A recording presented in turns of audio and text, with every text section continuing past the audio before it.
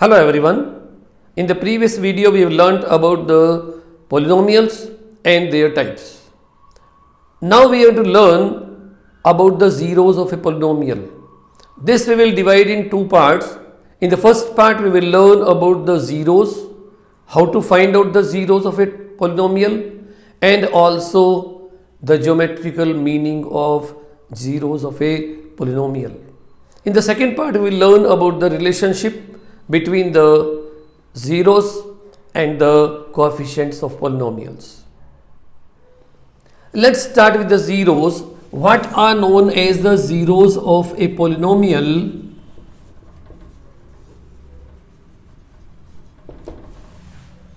See, if we have any of the polynomial px, that is suppose 2x minus 3.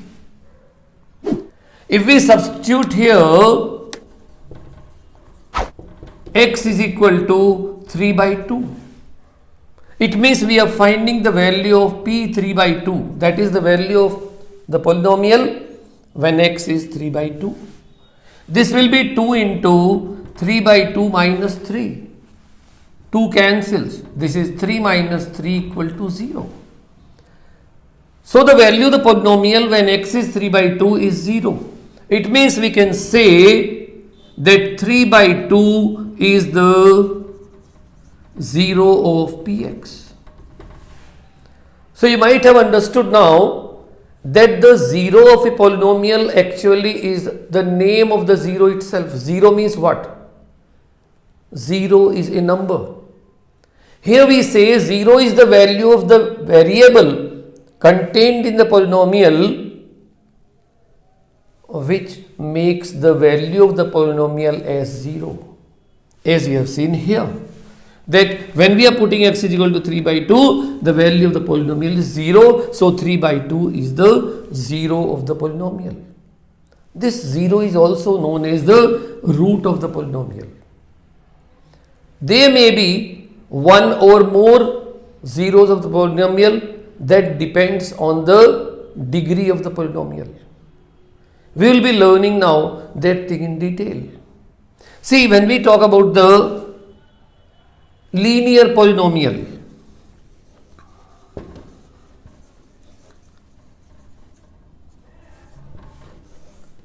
how to find out the zero of a linear polynomial? We know a linear polynomial is that in which the highest power of the variable is 1. So suppose we have a polynomial px equal to 3x plus 5.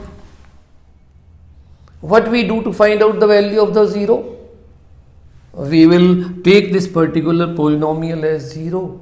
So we write if px is equal to 0, it means 3x plus 5 is equal to 0. It means x is equal to minus 5 by 3.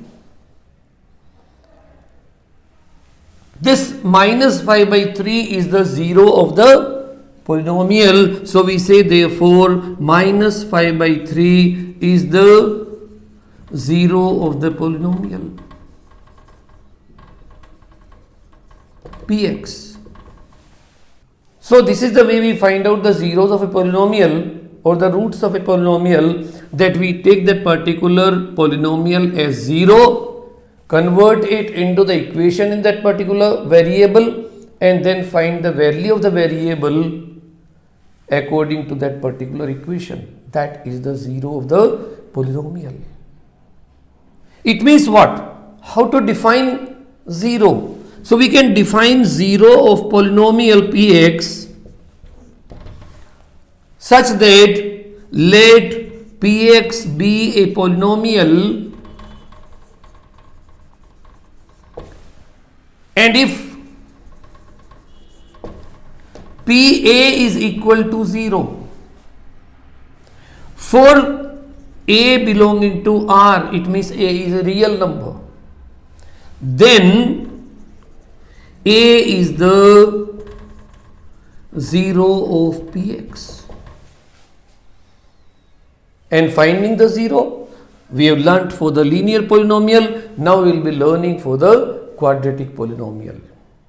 Now to find out the zeros of a quadratic polynomial, the same procedure is to be followed, that we will make that particular polynomial as 0. We know what is a quadratic polynomial. A polynomial of degree 2 is known as a quadratic polynomial, and the general form of quadratic polynomial is taken as ax square plus bx plus c. For finding the 0, what we will do, we will find the factors of this. For example, suppose we take one of the polynomial as x square minus 7x plus 12. For zeros, we will take px as 0. Converting this into the equation, we are finding x square minus 7x plus 12 equal to 0. Now we know how to factorize it by splitting the middle term. We can write this as x square minus 4x minus 3x plus 12 equal to 0. 4 into 3, 4 3 are 12 and 4 plus 3 is 7. Then take x common, this is x minus 4 minus 3 common, x minus 4 equal to 0. We are getting x minus 4 into x minus 3 as the factors of this, which give us the value of x as 4 and 3. It means these are the two values for which the value of this polynomial will be 0. So can't we say that these are the zeros? Yes. So we can write therefore the zeros of px is 4 and 3. These are the two zeros of this. One more thing we have to understand here, for any of the equation ax square plus bx plus c equal to 0, we have three cases. Number one is we have b square minus 4ac is greater than 0. Then we know the zeros or the roots of this are different, distinct and real. So we say the zeros are real and distinct. It means there will be two zeros in such case. We can have the second case when b square minus 4ac is equal to 0. We know that the thing becomes a perfect square and we have both equal roots. The zeros or the roots are equal. And if they are equal, both the zeros are equal. We have two zeros but value is same. The third case we can have when b square minus 4ac is less than 0, negative. That is the discriminant we know. In that case, there are no real zeros, no real values of x we are getting for this. It means there are no zeros in such case. Can we say that or not? It means what? We can say for a quadratic polynomial, the maximum number of zeros will be 2. If we talk about a cubic polynomial, we know that a cubic polynomial is the polynomial of degree 3. And the general form of a cubic polynomial is ax cube plus bx square plus cx plus d. Similar way, similar procedure is to be followed. For zeros, we will write bx equal to 0. It means ax cube plus bx square plus cx plus d equal to 0. And we will factorize it. Suppose the factors of this are x minus a1, x minus a2, x minus a3 equal to 0. Then we will get the values of x as a1, a2, a3. It means there will be 3 zeros. And we know the different cases, there may be 2 equal zeros. There may be no zeros sometimes. And that's why we say for a cubic polynomial,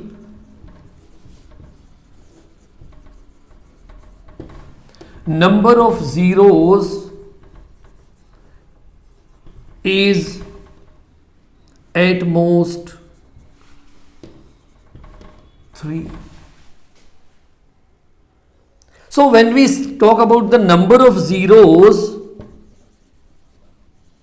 of a polynomial, what we can say? We have seen that a linear polynomial has 1 or it may be no zeros. It means the maximum number of zeros for a linear polynomial will be 1. The number of zeros for a quadratic polynomial is at most 2. And the number of zeros for a cubic polynomial is at most 3. So what we can say, if the degree of a polynomial Px is n, then the number of zeros of Px is at most n. This may have n number of zeros or it will be having less than n, but it can't be more than n in any case. We will learn now about the geometrical meaning of the zeros of a polynomial Px. Suppose we have a linear polynomial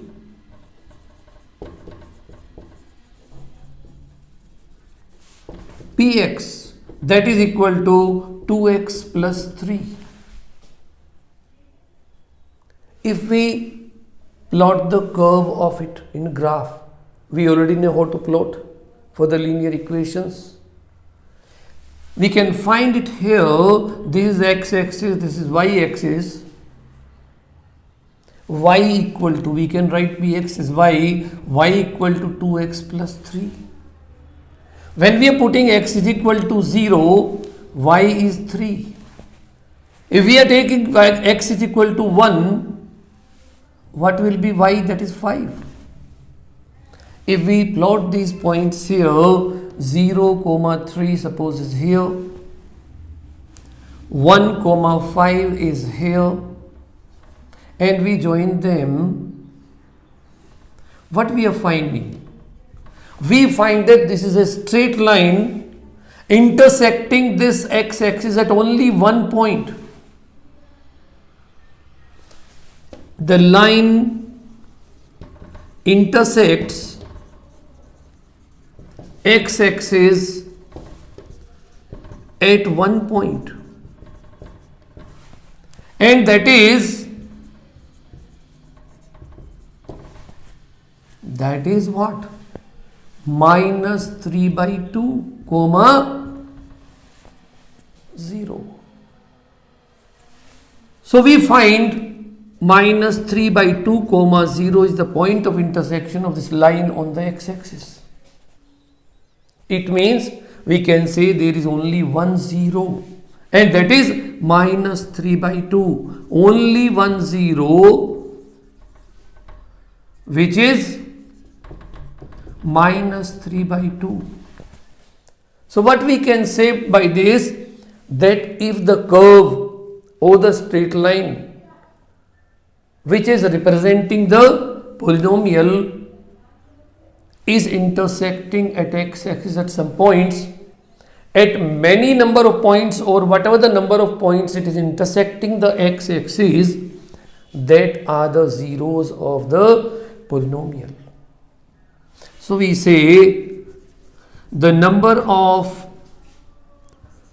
times the graph of the polynomial Px intersects x-axis is the number of zeros of Px,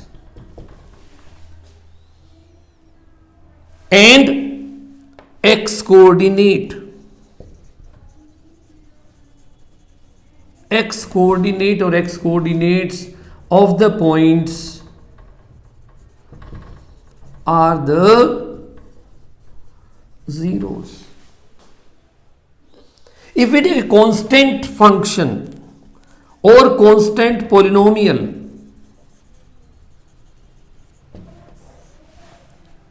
Px equal to a, or we can say it is y equal to a. We know if we plot the graph of it, the graph will be a line parallel to x-axis at a distance a from the origin, or not? Is it intersecting the x-axis at any point? No. It will never intersect the x-axis, and that's why we say there is no zero for a constant polynomial. There is no zero. When we talk about the quadratic polynomial, suppose the polynomial is ax square plus bx plus c. If we plot the curve of it, we find it is a parabola. There may be three different cases in such case. That is, the first case is here when the parabola is intersecting the x-axis at two different points. And these points are x1, 0 and x2, 0, suppose. So we find the number of zeros in such case is 2. And what are the zeros? They are x1 and x2. The second case may be that the parabola is not intersecting the x-axis, it is only touching at one point. Then we say there is only one zero, the number of zeros in such case will be 1, and that is x3, the x coordinate of this. The third case may be that the curve, the parabola, is not intersecting the x-axis at any point. And in that case we say that the number of zeros in such polynomial is 0. There is no zero of this. Let's talk about some other cases. Suppose you are given the curve of a polynomial and you have been asked to find out how many zeros are there for this polynomial and what are those. You can see the graph, it is intersecting the x-axis at three different points. So the number of zeros of this polynomial will be 3. And what are those? They are x coordinates of these 3 points, that is -4, -2 and 1. Sometimes we are given a curve like this, it is intersecting the y-axis at 1, 2, 3, 4 points, but x coordinate at only 1 point. So we get confused sometimes and we count 1, 2, 3, 4 and we say 4 zeros, or we say 4 and 1, 5 zeros. No, as I said, the number of zeros are only the number of points of intersection on the x-axis by the curve. So here we find it is intersecting at 1 point, so the number of zeros in such case is only 1. And what is that? The x coordinate of this point, this is 2, 0, so x coordinate is 2, so the 0 of this polynomial is 2. Like this we can understand by looking at the graph of the particular polynomial, how many zeros are there and what are the zeros. That's the geometrical meaning of the zeros of a polynomial. In the next video, we will learn about the relationship between the zeros of a polynomial to the coefficients of the polynomial. Thanks for watching my video. If you have any comments or doubts, leave them in the comment box and I will get back to you.